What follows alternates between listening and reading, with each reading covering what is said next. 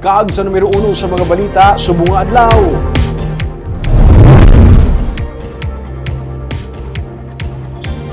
Anom tanan ka mga employers ang ginisyuhan sa notice of violations ng SSS. Nagdangat sa 3.2 million pesos ang balor sa wala nila marimit nga kontribusyon sa ilang mga empleyado.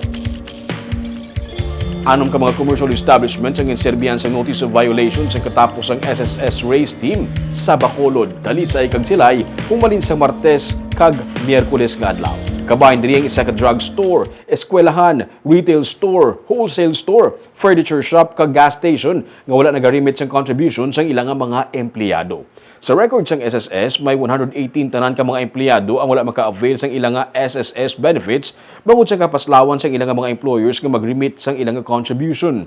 Gani ginmando ni SSS Visayas West 1 Division Vice President Lilani Binidyan sa anom ka mga employer nga bayaran ang kapin sa 3.2 million pesos nga delinquent accounts agud nga mapalapot sa ilang empleyado ang nagakaigo nga benepisyo. Sa pagpanguna ni SSS Commissioner Jose Julio, ginpandaman sa race team ang mga natungdan nga mga employers nga isettle ang ilang mga delinquent accounts antes pa man sila posible pasakahan sang kaso angkot sa pagsupak sa Republic Act 11199 o kanang Social Security Act of 2018. Nagligad na nga bulan sa masobra naman sa 2,400 ka mga employers sa pungsod ang ginpasakaan sang kaso tungod sang kapaslawan nga mag-remit sang SSS contributions. There, even when we were still in the vicinity, in the premises of the delinquent employers, they were already showing to us their PDCs ready for payment. Meaning, it is just a matter of time.